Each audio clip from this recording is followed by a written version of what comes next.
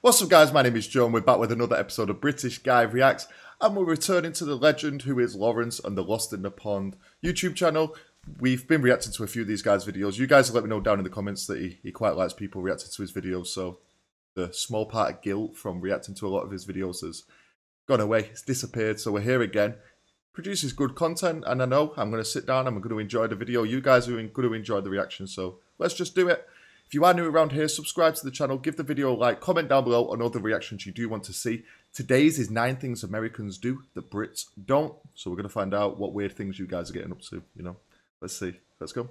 Hello, I'm Lawrence and I'm on a quest to uncover all of the memos that Hello, Britain Lawrence. and America Good lost to see in you the again. pond, and one of those memos pal. pertains to the things we do as people. It turns out that there are just things that people in one country do that the people in the other country do not do. And today we're going to take a look at 9 things that Americans do that Brits don't. And take that title with a grain of salt, okay? It's very much a generalization. No, Lawrence, you've made the video. I'm taking it as fact. What you say is fact. Of course, many of the things on this list probably are practiced by some people, some pedants over in Britain. I said pedants, not peasants. But for the most part, on the whole, generally speaking, how many other ways can you say that? Americans do these things more than Brits. Now, if I'd have done this list maybe 12 years ago before I moved to the United States, there are some things I would have included that have since caught on in Britain. So, you know, baby showering or queuing up for the Black Friday sales or getting a coffee to go. So since there's more of a level playing field in regard to those things, I'm just going to leave them off the list. And given that we're all presently trapped in our bunkers,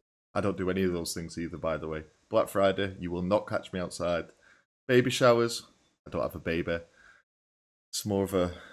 People do it in Britain, but... Coffee to go. If I'm going somewhere for a coffee, I'd sit in and enjoy the atmosphere. Otherwise, I'll just make a coffee at home and take it with me, you know? even the ones that did make it onto the list probably shouldn't temporarily, including this. Hit us with it. Smile at strangers. I'm a smiler, you know. Depends on the occasion, though. If I'm in the city centre, I'm not going to be smiling at strangers. There's too many strangers. If I'm on a canal path, I'm walking my dog, or if I'm just on any like countryside setting with my dog, you're going to say hello to people, you're going to smile at them. So I guess it depends where you are. Let's see what he has to say. If you are enjoying today's video, please click the subscribe button down below. It only takes you 1 second to do, and it helps the channel out a lot. And you get to carry on seeing my amazing videos, so please, just go on, do it, click it. Thank you. Smiling at strangers, which I suppose is what I'm doing to you right now, so I'm a hypocrite in a way. And you know what? I think when I first encountered this is when you're walking along, say, a footpath, or you're in a parkway, and someone you've never met, maybe they've got a dog, they just look at you and smile. It sounds creepy when I put it like that, and at first it was. I thought I was going to get mugged, right? Depends where you're from as well. I'm from Manchester. We're friendly people. Up north, we're friendly, you know. When I put it like that, and at first it was. I thought I was going to get mugged, right? British people value their personal space, right? Don't enter that zone, and so whenever that happened, it was a little off-putting. But I got used to it when I realised that Americans are just really friendly, and this is a good thing, right? And so I not only came to embrace this, but I started doing it myself, and you know, people got a bit creeped out by the British teeth. I can't help that. It's just something I'm born with, and so you're going to have to accept it from now on. I must say, though, that during this sort of weird situation we find ourselves in, if anybody smiled at me while I was going out to take the trash out, I'd run for the hills. We don't have hills in Chicago, so I'd be lost. Okay, so the first one I'm going to partially disagree with. Like I said, if I was walking my dog, especially if I see another dog owner, you're going to say hello, you're going to smile. If you're in the city, you're not going to, but Manchester is a friendly place, you know. It was Manx. Hello? Similarly, which is a word I had to say about 10 times before I got right, Americans might greet you not only with a smile, but by saying, how are you? Or what's up? And these don't mean, you know, are you okay? Or anything like that. It just means hello, right? And it's, in a way, it's sort of similar to how we Brits say, all right. All right, mate. You all right, mate? And we're not asking if you're okay, we're simply saying hello. So in many ways there are similarities between the two. I don't really know why that is. Are we just trying to soften and euphemize the word hello in the same way that we would with death or going to the toilet? It's really odd when you think about it, but we both do it. Should I start my videos with, all right, I'm Lawrence, and no, I won't do that. What I will do is go on to our next entry. See, I always start my videos with what's up, which is a super American thing to do, but I watch a lot of YouTube, so I guess it's kind of just ingrained in my head. If I was ever to see a friend or a random person who say I am walking my dog, I say, "You all right, mate?" You know, that is a hello. You all right? How's it going? But you're not actually asking them, "How are you?" Like he said. Hello's formal, right? Unless you're in a job setting. Hello. Or I'd say yo. Yo.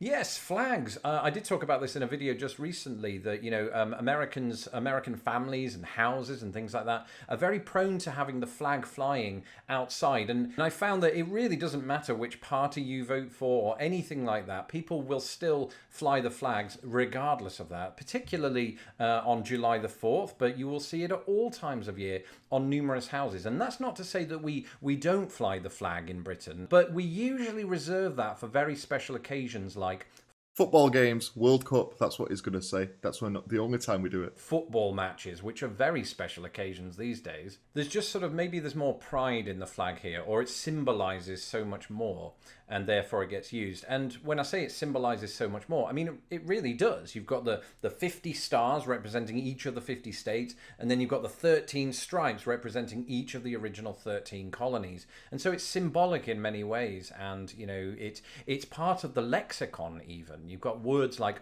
Old Glory, Stars and Stripes, and things like that. And so it's a very pervasive part of American culture. There is actually a video I've been thinking about checking out about the American flag, because I know about the stars, obviously. I didn't know that about the stripes. It's called Star Spangled Banner, and it's a story of like the American flag. But I've seen a lot of YouTubers have already reacted to that video, so let me know if you want me to do that video. I've not watched it yet, so I could still check it out. Let me know. We can do it. Date format. Oh, we do day, month, year. So January, like 22nd January 2023. Ah, yes, date formats. Again, I've spoken about this before on the channel, but it's very much worthy of inclusion because when I first moved to the United States, it was very hard for me to get out of my head the British way of writing the date, which is to put the day first, the month second, and then the year. So it's sort of in order Makes of sense. unit, right? The smallest entity, the day, the second smallest, and then the third smallest, the year. Or is it to the largest? It's so hard to word that correctly without confusing yourself. I'm not a mathematician, and that was evident in my early days of trying to get my head around the American date format. It's not hard. I mean, you obviously just switch the day and the month around, but it's that thing you've known all your life. You're having to unlearn what you'd already learned. And eventually, working in an office every day for 5 years, the American way of doing things really did sort of cement itself in my head. And I came good on that front. And I think now if I were to move back to Britain, it'd be the other problem. And I'd have a hard time adapting. And if I tell everybody that, my birthday is 11/18/1981, they'll think I invented 6 more months. And, will kick me out of the country again for forgery. That's not what that means. Falsehoods, just general falsehoods. Oh, and while I'm on the subject of birthdays, that brings me on to our next entry. Tailgate. We've heard this term being used a lot in college football, so Tailgating was such an alien concept to me when I first moved to America, and in many ways it still is, and that's mainly because I don't own a truck or go to sports events, because that's what happens. When I talk about tailgating, I'm not just talking about, when you drive too closely behind another car. I'm talking about that kind of thing that Americans do at sports events outside of sports stadiums or anywhere else where they can park it, and they just casually light a barbecue and drink beer. And I mean, they look fun. It's just, I've never been invited to one, so I want to be invited to one when I come, guys. You guys got to hook me up. I've got to go to a tailgate because I've seen some videos and they do look fun. Can't go wrong with barbecue and beer, can you? It's the peak. That's the peak thing to do before a sports match. Eat, drink, go and watch sports. Sounds bloody fantastic.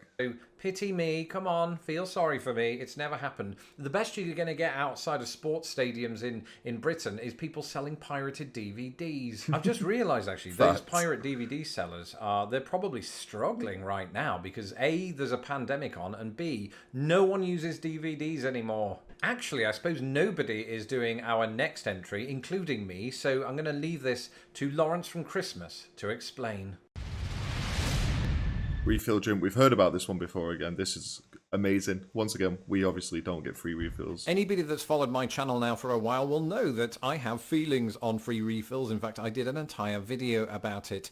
And while they are all the rage here, and of course you'll find them in most fast food outlets and other places, there is one clarification I have to make here. You will find free refills as an option in places like Subway in the United Kingdom. True. So in some capacity, America has exported it, but it is by no means as universal in the United Kingdom as it is in the United States. And as I've said before, I think the temptation of knowing that I could get a free cup of pop on top of the one that I've already had is what made me give up pop in the first place. So I do have that to thank America for. Of course, if you are American and If you don't know what pop is, it means soda. Pop. you have the willpower to stay away from the free refills, more power to you. Iced water. Free refills or not, you know, Americans do like their water to be very cold, and I'm not talking about their bath water. Can you imagine having an ice bath? Do they? That is weird. But they put lots of ice in their water occasionally, and you'll find this happening in restaurants, but people will do it in the comfort of their own homes too. And this was somewhat of an alien concept to me before I moved to the US. I think maybe it's because we live in a mildish climate in Britain. We don't feel the need to do that. And the water in Britain tends to come out of the tap quite cold anyway, so that usually suffices. But actually, I have come to appreciate this one because during the summertime in Chicago, or previously where I lived in Indiana, you know, it gets very, very hot. Sometimes it can get over 100 degrees Fahrenheit. And if you go out for a run in that weather, and that's not me, I don't run. But if you do, you're going to perspire like crazy, right? So not only do you need just water in general, it is nice to have it with ice in it because it cools you down. Like it's ice cold, and you're catching your breath because it's going so dry from all the heat. They'll even buy bags of ice here in America. You can actually buy bags of ice from the store, and I still don't know why people do that. I know because you have ice trays and you put them in the freezer. Am I missing something? So that you can have ice for a party. Oh, I was going to say, when we was at university, we'd always buy bags of ice for our freezer, because if you've got like 20 people coming round, 20, 30 people drinking, you're not filling up ice trays. You don't have that many ice trays, and they're a pain, aren't they? You've got to balance it as you're putting it in the freezer. I have shaky hands, which doesn't help. But I get what you're saying. In England, we just drink from the tap. It's normally pretty cold. In summer, we used to do a little trick where we'd get like the 500 milliliter bottles, or even a litre sometimes, fill it up with water the night before, put it in the freezer. When you wake up in the morning, take it out, and then you've just got like this is a block of ice basically, but it melts throughout the day, right? And you just got a constant source of cold water on the go. You could just top it up with water as you go as well. That was our little trick there. right. Like a tailgating party, or just generally a party? Any party. Any party in the summer. Or winter. Who has ice in the winter? No, I mean, in don't the need it. drink. Floridians? That's true. Is it even winter in Florida, though, when it's winter here? Yes, but no. Not the same. This one seemed really strange for the first few months of living in America. People going out to the store in their pajamas and sweatpants and things like that. It's as if they don't care about what they look like while, you know, traversing Walmart, which I can understand. It's not really something you would find back in Britain. I'm not saying we dress our Sunday best to go shopping, but we at least make an effort, put on jeans and a t-shirt, you know. You will see people going out in their gym jams, their jammies, PJs, right? And I'm not exempt from that, especially right now. I mean, I don't care what I want people to avoid me, so of course I go out in my pajamas or anything. I went out in this the other day. These aren't my pajamas. That's just me looking like a Looking like a roadman here. Yeah, I'd never go out in my pajamas. I'm not down for that one. out in my pajamas or anything. I went out in this the other day. These aren't my pajamas. That's just me looking like a Sith Lord. A dime store Sith Lord, but nonetheless a Sith Lord. And I suppose in many ways it speaks to that American tendency toward comfort. But this is not just a pandemic era thing. I mean, people have been doing this for centuries, probably. Pajamas? Yeah. I feel like that started in the 90s. So there weren't people going in the 19th century going out with their sort of sleeping cap on and things like that to their local blacksmiths or whatever. That's it. Thank you for watching this episode of Lost in the Pond. Don't forget to follow me right here on YouTube so that my Okay, that is the end of the video. As Lauren said, go and follow him on YouTube, subscribe to his channel. Please also subscribe to my channel if you are enjoying the videos. Give the video a like, comment down below on any other reactions you do want to see, and we'll get to them. Let's just quick review, Smiling at Strangers. I disagree with him on that one. I like to smile at strangers as well. Not in a creepy way, but there you go. How are you? we don't really initiate conversations. The one I'd say, I have a friend who said, like, when he was in America, if you're in like a lift or an elevator, as you guys would say, people will start conversations with you, or on a bus or a train. We'd never do that in England. But we'd say, all right, mate. Flags, completely right on this one. We don't fly flags unless there's a football game happening. Date format's correct, as is the correct system for that one. Tailgating, we don't do tailgating. Would love to go tailgating with some of you guys at a college football game. Ice in water, we just covered that one. There we go. Yeah, I agree with most of them. A couple of them would disagree, but you know, it's all good. All good in the hood. Thanks, Lawrence, for the good content. I'll see you guys for the next one. Take it easy. Peace.